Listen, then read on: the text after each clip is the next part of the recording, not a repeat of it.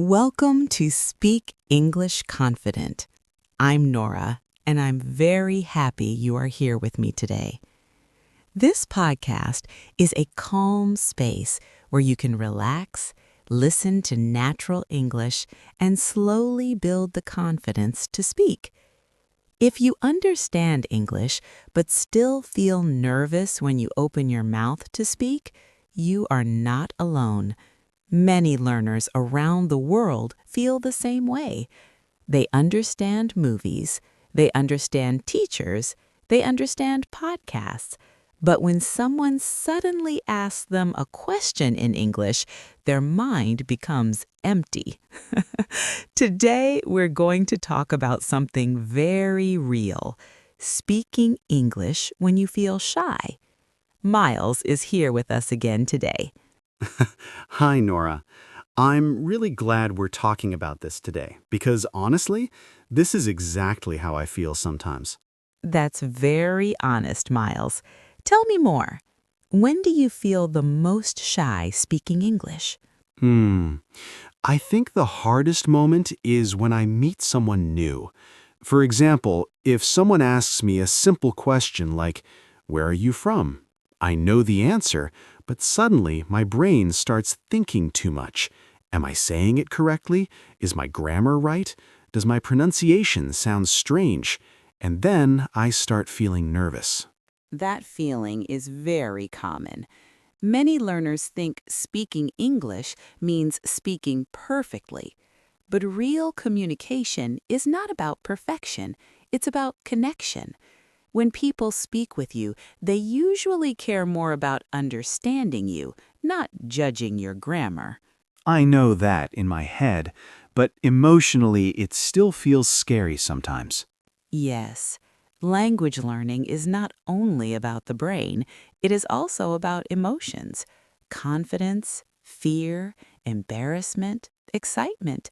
All of these feelings appear when we speak a new language. Sometimes I also feel shy because I think my English sounds simple.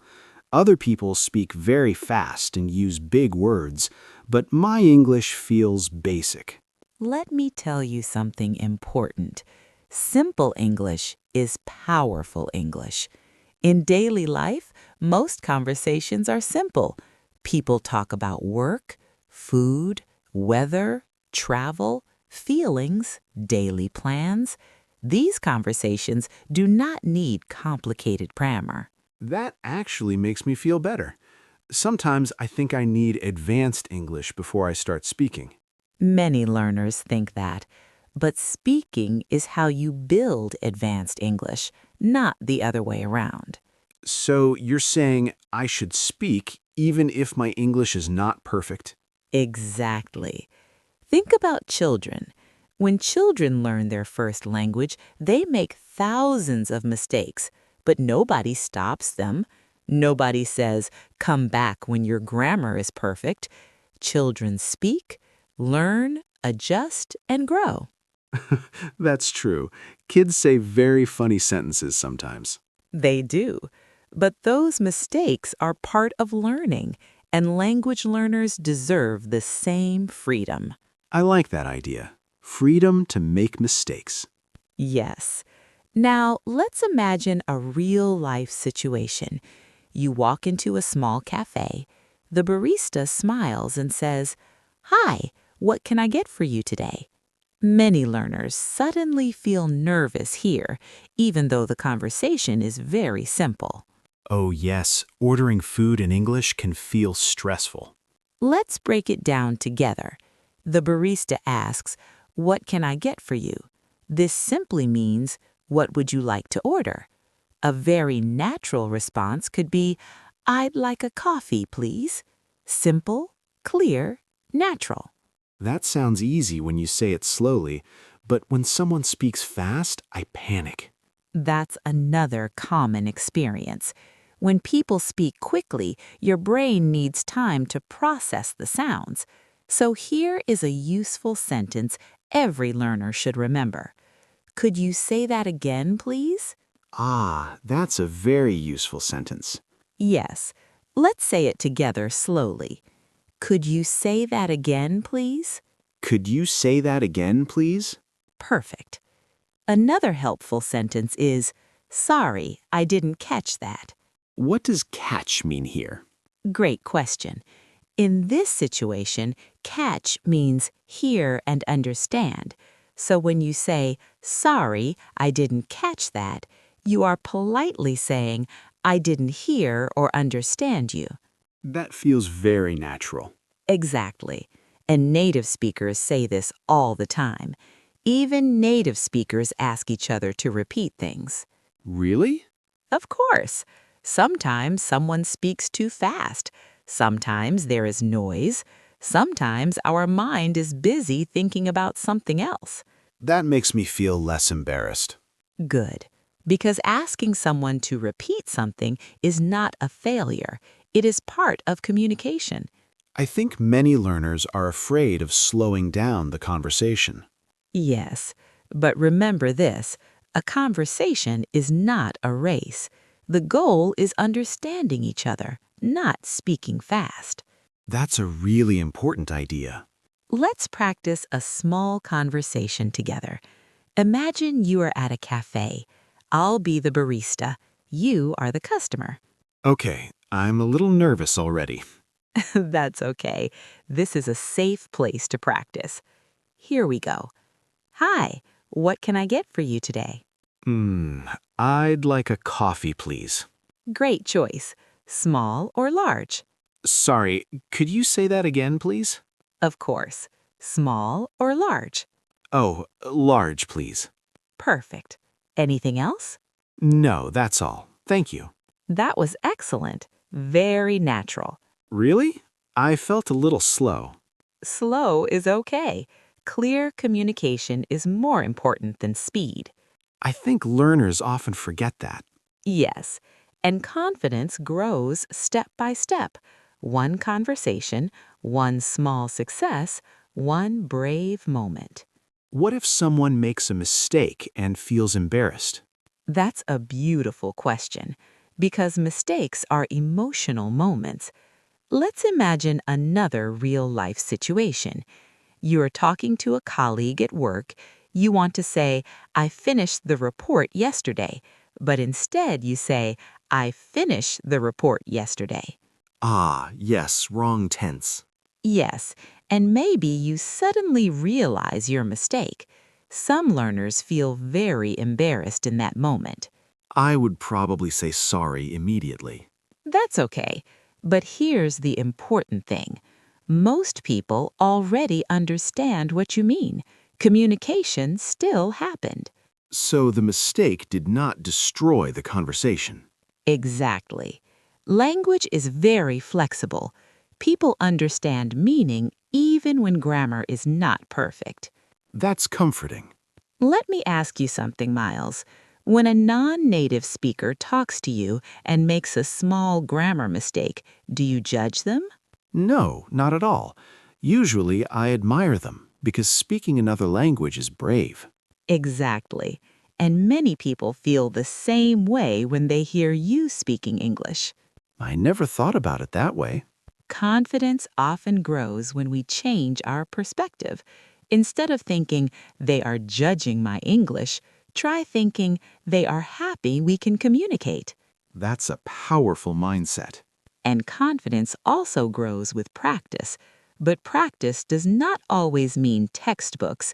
Practice can be small daily moments, saying hello to a neighbor, ordering food, asking a question in a store. Small conversations. Yes, these small conversations are powerful training. You know something interesting? When I practice alone, I feel confident, but when another person appears, the confidence disappears. That's very human, because real conversations bring uncertainty. You don't know what the other person will say. Yes, that's exactly it. But that uncertainty is also where learning happens. Every conversation teaches you something new, a new word, a new expression, a new rhythm of speech. So the nervous feeling is part of growth. Exactly. Confidence does not appear before speaking. Confidence appears because of speaking. That idea changes everything. And today, we're going to continue exploring real-life situations where learners feel shy. We'll talk about meeting new people, asking questions, and starting conversations naturally. Oh, starting conversations is very scary sometimes. Yes, but it can also be surprisingly simple. And sometimes the easiest sentence can open a beautiful conversation. Sometimes the easiest sentence can open a beautiful conversation. I like the sound of that. But I still feel nervous about starting conversations, especially with strangers. That's very natural. Starting a conversation is often the hardest part, but the good news is that many conversations start with very simple sentences. You don't need a complicated introduction. You only need a small, friendly opening. What kind of opening? Let's imagine a situation. You are at a bus stop. Another person is waiting next to you. There is a quiet moment. You could say something simple like, "Hi, is this the bus for downtown?" That feels very natural. Yes, even if you already know the answer, the question creates a connection. The other person might say, "Yes, it is," or maybe, "I think so, but I'm not completely sure." And suddenly you have a small conversation. So the goal is not a long conversation, just a small moment. Exactly. Small conversations build confidence. Sometimes I don't know what topic to choose. That's a very common worry. So let's talk about a few universal conversation topics. These are topics people talk about all over the world: the weather, travel, food, work, daily plans. Ah, yes, the weather conversation. Yes, people often joke about talking about the weather, but it is actually a very useful conversation starter. What could someone say? Something very simple. For example, "Nice weather today." That's easy. Or maybe, "It's really hot today." That's very true in many places. Yes. Or if it's raining, "It looks like it's going to rain all day." That feels very natural. The key is tone. A friendly tone invites conversation. What if the other person only answers yes? That happens sometimes. Not everyone wants a long conversation, and that's okay. A small exchange is still a success. So I shouldn't take it personally. Exactly. Conversations are like small doors. Sometimes the door opens wide. Sometimes it opens just a little. I like that image. Now, let's practice another situation. Imagine you are at a small shop. You want to ask an employee for help. Many learners feel shy here. Yes, I often walk around the store for 10 minutes before asking. You are not alone. Many learners do that. But asking for help can be very simple. You can say, "Excuse me, could you help me?" That sounds polite. Yes. Then you can ask your question. For example, "Where can I find the coffee?" Simple and clear. Exactly. Let's do a small role play. I'll be the store employee. Okay. Hi there, can I help you? Yes, excuse me, could you help me? Of course. What are you looking for? Where can I find the coffee? It's in aisle 5, near the tea. Thank you very much. You're welcome. That conversation was short. Yes, many real-life conversations are short, and that's good for learners. Short conversations are less stressful. Sometimes I worry about my pronunciation. Tell me more about that. Sometimes I think people will not understand me, so I speak very quietly. Ah, that is something many learners do. They become shy, so their voice becomes very soft. Yes, exactly. But speaking too quietly can actually make communication harder. Because people can't hear clearly. Exactly. So here is a helpful tip. Focus on speaking clearly, not perfectly. Open your mouth slightly more. Speak at a calm pace. Not too fast. Right. Slow speaking often sounds more confident. That's interesting. I thought fast English sounded more natural. Fast English often appears in movies, but in real life, clear speech is more important. That's reassuring. Let's talk about another situation that makes learners nervous: phone calls. Oh, yes. Phone calls are scary. Why do you think phone calls feel harder? Because I can't see the person's face, so I can't read their expressions. Exactly. Visual cues help us understand meaning. Without them, listening becomes more difficult. And sometimes the sound quality is not perfect. Very true. But there are simple sentences that make phone conversations easier. For example, "Hello, this is Miles speaking." That sounds professional. Yes. Another useful sentence is, "Could you speak a little more slowly?" Let's say it together slowly. Could you speak a little more slowly? Could you speak a little more slowly? Perfect. You can also say, "The connection is not very clear." Oh, that's useful, especially during online calls. Exactly. Another sentence, "Let me repeat that to make sure I understood." That's a great phrase. When you repeat information, you confirm understanding, and it shows the other person that you are careful. I think learners worry that asking for repetition looks weak. Actually, it shows good communication skills. That's a very different way to think about it. Confidence often grows when we change the story we tell ourselves. What do you mean? Instead of thinking, "My English is not good enough," you can think, "My English is growing every day." That sounds much kinder. Yes, your inner voice matters. The way you talk to yourself affects your confidence. Sometimes my inner voice is very critical. Many people experience that, but language learning is a long journey. You deserve patience. That's encouraging to hear. Let's practice another real-life situation. Imagine you are at a small gathering. Maybe a friend introduced you to someone new. They say, "Hi, nice to meet you." That situation makes me nervous. Let's make it easier. The response can be very simple. "Nice to meet you too." That's easy. Then they might ask, "So, where are you from?" That question appears everywhere. Yes, and a natural answer could be, "I'm from Brazil," or "I'm from Japan," or "I'm from Spain." Then what happens next? Often the conversation continues naturally. For example, "Oh, I've always wanted to visit there." That's a nice response. Then you could say, "You should visit someday. It's beautiful." That feels like a friendly exchange. Exactly. Let's practice the whole conversation. I'll start. "Hi, nice to meet you." Nice to meet you too. "Where are you from?" I'm from Canada. "Oh, I've always wanted to visit Canada." You should visit someday. It's beautiful. That sounded very natural. Actually, it felt easier than I expected. Because real conversations are built from simple pieces: short sentences, friendly tone, curiosity. Curiosity? Yes, good conversations grow from interest.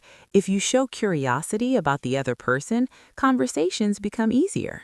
So asking questions helps. Exactly. For example, "What do you do for work?" That's a common question. Or, "How long have you lived here?" Another useful one. Questions keep the conversation moving. Sometimes I worry my question will sound strange. That's a common fear, but most simple questions are perfectly normal. People enjoy talking about themselves. That's true. And when you listen carefully, conversations become easier. Listening gives you ideas for your next sentence. So speaking confidence is also about listening well. Absolutely. Listening is half of communication. I never thought about conversation like teamwork before. That's exactly what it is. Two people building meaning together.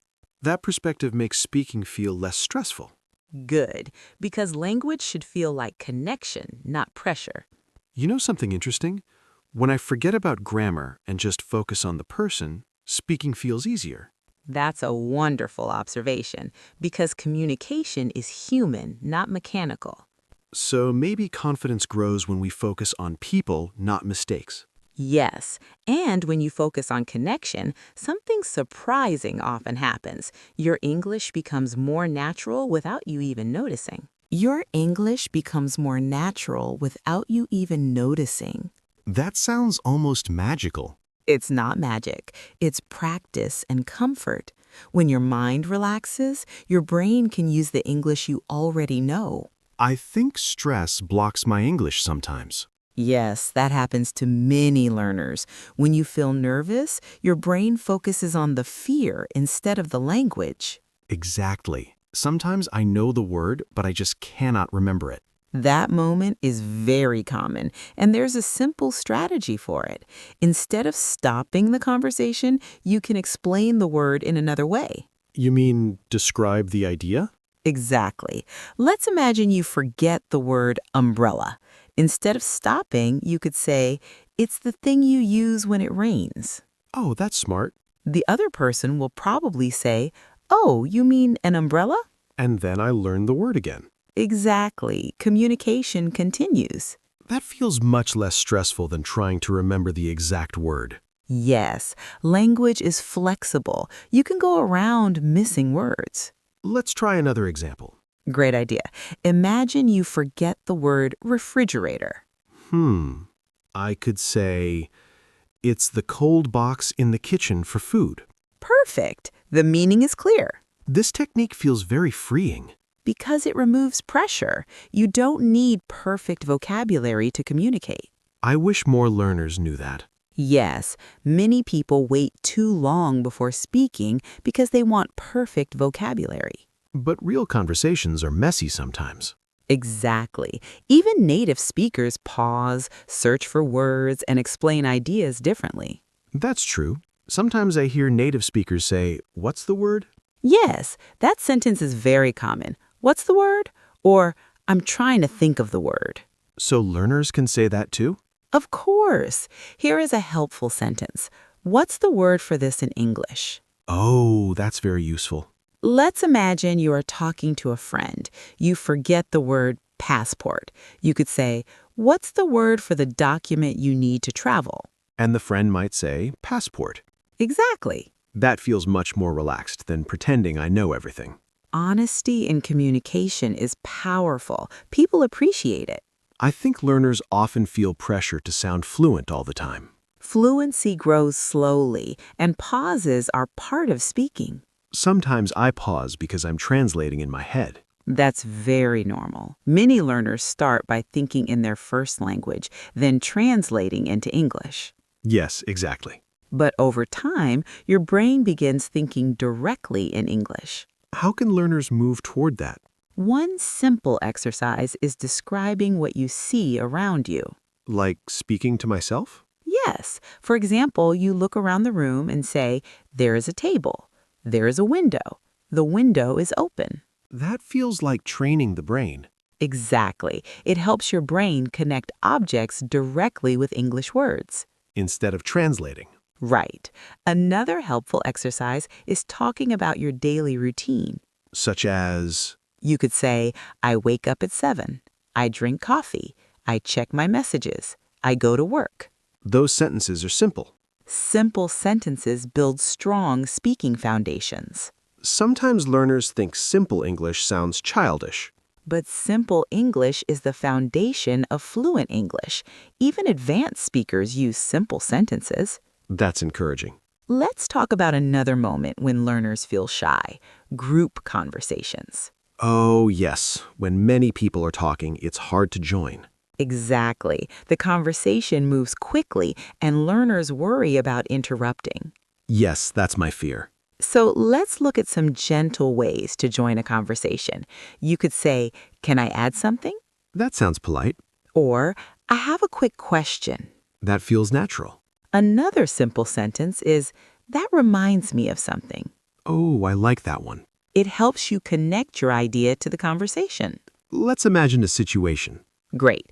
Imagine 3 people are talking about travel. You want to join the conversation. Okay. You could say, that reminds me of my trip to Thailand. Then the conversation naturally turns to my story. Exactly. You become part of the conversation. That feels less scary than interrupting suddenly. Yes, soft entry sentences make conversations smoother. I like that phrase, soft entry. Let's practice a short group conversation. I'll be one person in the group. You join the conversation. Ready?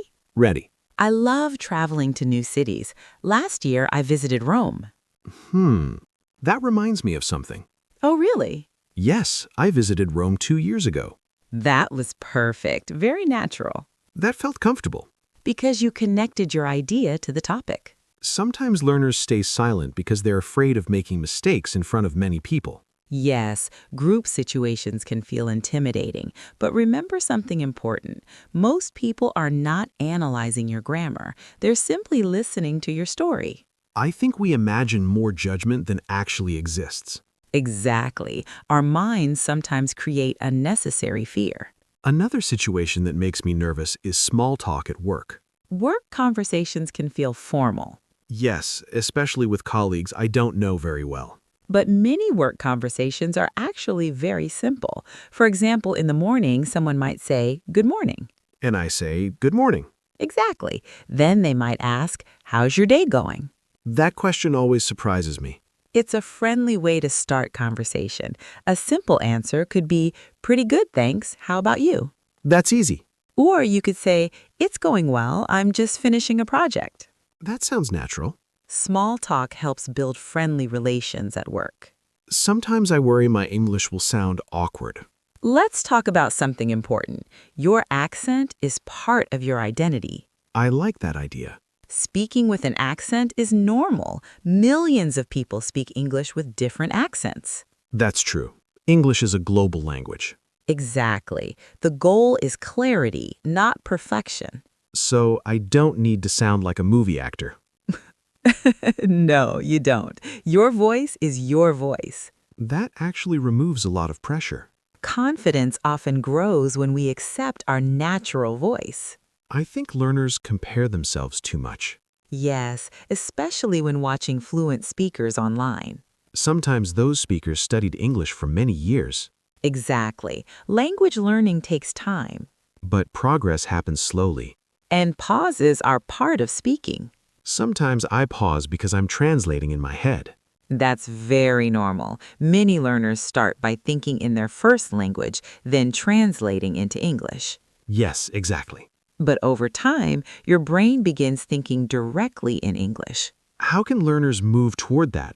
One simple exercise is describing what you see around you. Like speaking to myself? Yes, for example, you look around the room and say, "There is a table. There is a window. The window is open." That feels like training the brain. Exactly. It helps your brain connect objects directly with English words. Instead of translating. Right. Another helpful exercise is talking about your daily routine. Such as, You could say, "I wake up at 7. I drink coffee. I check my messages. I go to work." those sentences are simple. Simple sentences build strong speaking foundations. Sometimes learners think simple English sounds childish. But simple English is the foundation of fluent English. Even advanced speakers use simple sentences. That's encouraging. Let's talk about another moment when learners feel shy, group conversations. Oh, yes. When many people are talking, it's hard to join. Exactly. The conversation moves quickly and learners worry about interrupting. Yes, that's my fear. So let's look at some gentle ways to join a conversation. You could say, "Can I add something?" That sounds polite.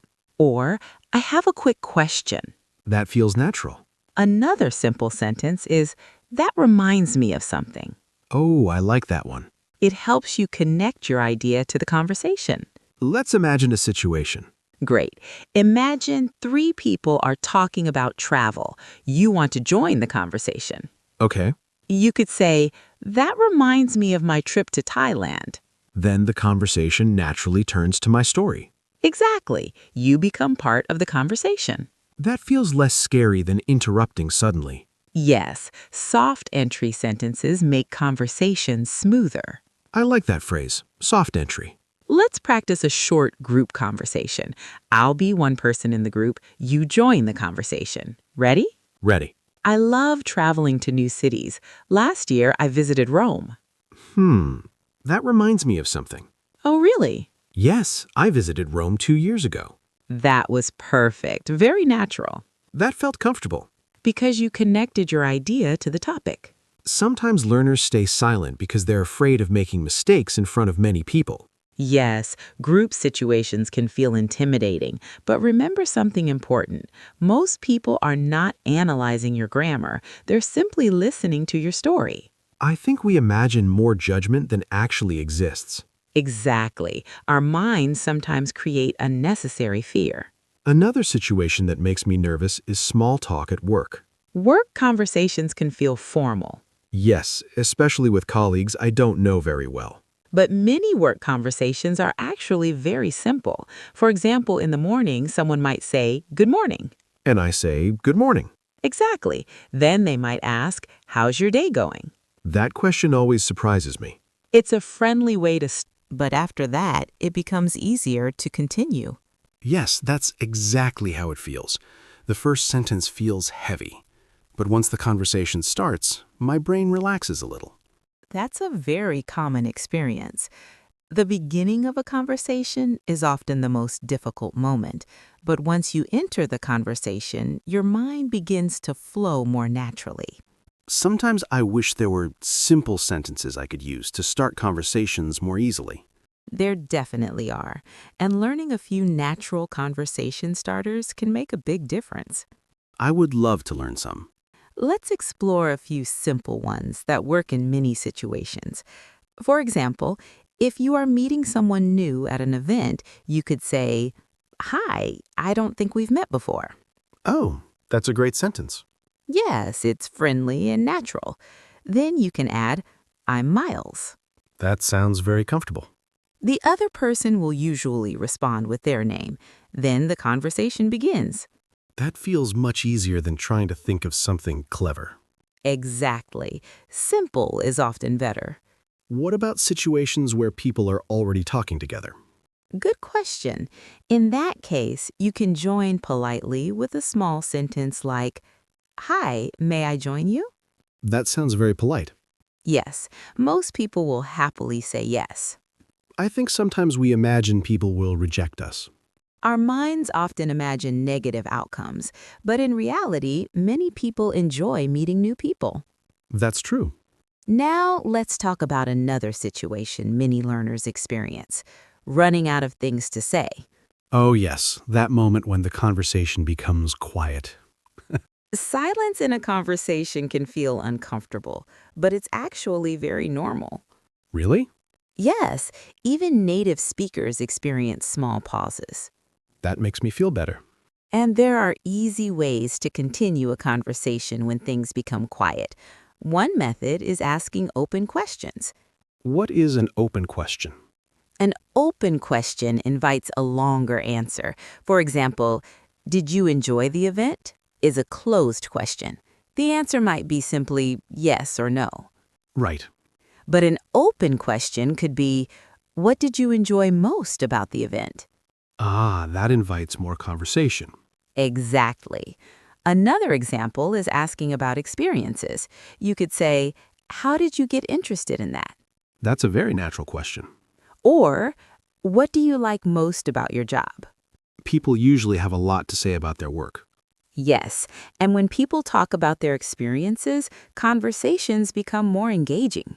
Sometimes I worry about understanding long answers. That's understandable. If someone gives a long answer and you miss something, you can ask for clarification. How could I do that? You could say, "That sounds interesting. Could you explain that a little more?"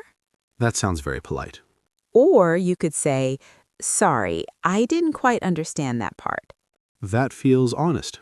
Honesty builds comfortable conversations. I think learners often pretend they understand everything. Yes, but pretending can make conversations harder. Because the conversation continues and I become more confused. Exactly. So asking for clarification is actually very helpful. That makes sense. Let's imagine another real-life situation. You are at a workplace lunch. Two colleagues are talking about movies. You want to join the conversation. Okay. You could say, "Are you talking about movies?" Simple and direct. Then you could add, "I watched a great movie last weekend." That gives me something to talk about. Exactly. Sharing small experiences keeps conversations moving. Sometimes I worry my stories will not be interesting. You don't need dramatic stories. Daily life stories are often the most relatable. Like what? For example, I tried a new restaurant yesterday. That's a good one. Or, I started watching a new TV series. Many people enjoy talking about shows. Exactly. Shared interests make conversations easier. Another moment I find difficult is ending conversations politely. Ah, yes. Ending conversations is also a useful skill. Sometimes I suddenly say bye because I don't know what else to say. That happens to many learners, but there are gentle ways to end conversations naturally. For example, it was really nice talking with you. That sounds friendly. Then you can add, I should get going now. That feels polite. Or you could say, I have to get back to work, but it was great chatting. That sounds very natural. Ending conversations politely leaves a positive impression. I never realized how many small sentences exist for conversations. Yes, everyday communication is built from these small building blocks Learning these phrases feels very practical. because they appear in real life all the time. I'm starting to see conversations differently now. How so? Before, conversations felt like tests. Now they feel more like shared moments. That is a beautiful way to describe them. Language connects people. And connection feels much less stressful than performance. Exactly. When you focus on connection, your voice becomes more natural. I think many learners would feel relieved hearing that. Yes, confidence grows when we remove unnecessary pressure. What about situations where someone speaks very fast? That happens often, and you have every right to ask someone to slow down. Sometimes I feel shy asking that. But remember, communication is shared. Both people want to understand each other. That's true. So you can say, sorry, could you speak a little slower? That's clear and polite. Another helpful sentence is, I'm still learning English. That sets expectations. Exactly. Most people will become more patient immediately. I think people appreciate honesty. They do. Let's practice a short situation. You meet someone at a conference. They begin speaking very quickly. Okay. Hi, it's nice to meet you. I work in marketing and I just moved here last month, so everything is still new, but I'm really excited about meeting people in this industry. Sorry, could you speak a little slower? I'm still learning English. Of course, no problem at all. That actually felt comfortable. Because you communicated your needs clearly. And the conversation continues. Exactly. I'm realizing something during this conversation. What is it? Confidence is not about knowing everything. It's about being comfortable not knowing everything. That is a very wise realization. Language learning is full of unknown moments. But those moments can be opportunities. Yes, every conversation teaches you something new. A word, an expression, a way of speaking. And slowly, those experiences build confidence. Step by step, conversation by conversation. You know something interesting? I think the more I speak, the less afraid I become. That's the natural process of growth. Fear decreases with experience. Which means the best way to become confident is simply to keep speaking. Exactly. And every small conversation is a step forward. And every small conversation is a step forward. I really like that idea. It makes progress feel possible because small conversations happen every day. Exactly. You don't need a big speech. You don't need perfect grammar. You only need small moments of courage. I think many learners wait for the perfect moment to speak English. Yes, they do, but the perfect moment rarely arrives.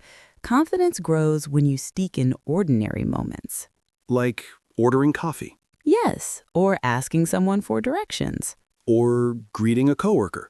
Exactly. These everyday situations are powerful learning opportunities. And they happen naturally. That's why daily life is the best classroom. You know, when we started this conversation, I was thinking about all the times I felt shy speaking English. And how do you feel now? More relaxed. I realized that mistakes are not the end of a conversation. They are just part of communication. That's a very important realization. Mistakes are not failures. They are stepping stones. Stepping stones to fluency. Exactly. Every time you speak, your brain becomes more comfortable with the language. And slowly, conversations become easier. Yes, one day you may notice something surprising. What's that? You start a conversation without overthinking. That sounds amazing. It happens more often than you think. I remember the first time I asked a stranger a question in English. How did it feel? My heart was beating very fast. But after the conversation ended, I felt proud. That pride is important because confidence grows from positive experiences. I think learners should celebrate small victories more often. I agree. Did you successfully order food in English today? That's a victory. Did you ask a question in a store? Another victory. Did you introduce yourself to someone new? That's a big victory. Sometimes we focus too much on what we did wrong. Yes, But growth also comes from recognizing what you did right. I like that idea. Let's take a quiet moment together and imagine something. Okay. Imagine yourself 6 months from now. You walk into a cafe, the barista smiles and asks, "What can I get for you?" And this time, I feel calm. Yes, you smile and say, "I'd like a coffee, please." Simple and confident. Then maybe the person next to you says something friendly. And instead of feeling shy, I answer naturally. Exactly, because you've practiced. That future feels possible. It is possible. Every confident speaker you meet once felt nervous too. That's a comforting thought. Language learning is a journey, not a race. Sometimes we forget that. Yes, we compare ourselves to people who have been learning for many years. Instead of comparing ourselves to who we were yesterday. Exactly. The best comparison is with your past self. Did I speak a little more today? Did I try something new today? Did I practice even when I felt shy? Those questions show real progress. You know something interesting? What's that? Before this conversation, I thought confidence came first, then speaking. And now? Now, I think speaking comes first. Confidence grows after. That is exactly right. Confidence is not the beginning. It is the result. The result of many small conversations. Yes, small conversations that slowly build a strong voice. I think many listeners will feel encouraged hearing that. I hope so, because every listener deserves to feel confident speaking English. Even if their English is simple. Especially if their English is simple. Simple English is powerful. It connects people. Exactly. And connection is the true purpose of language. Before we finish today, could we review a few helpful phrases we talked about? Of course. Let's revisit some simple phrases that make conversations easier. Okay. When you don't understand something, you can say, "Could you say that again, please?" Or, sorry, I didn't catch that. Exactly. If someone speaks too fast, you can say, "Could you speak a little slower?" And if you forget a word, you can explain the idea. Yes. Or ask, "What's the word for this in English?" When joining a conversation, you could say, "Can I add something?" Or, "That reminds me of something." And to end a conversation politely, "It was really nice talking with you." Those small phrases can make conversations feel much easier. I'm going to start using them more often. That's wonderful. And remember, confidence grows with every attempt, Even imperfect attempts. especially imperfect attempts. This has been a really encouraging conversation, I'm glad you feel that way. and I hope listeners feel the same. If you're listening right now, remember this. Your English voice matters, even if it feels small. Even if it feels shy, every time you speak, that voice becomes stronger. One conversation at a time. Thank you for spending this time with us today. We're really happy you joined us. And wherever you are in your English journey, keep speaking. Keep practicing. And most importantly, Keep believing in your voice. this is Nora And Miles. from Speak English Confident. We'll talk again soon.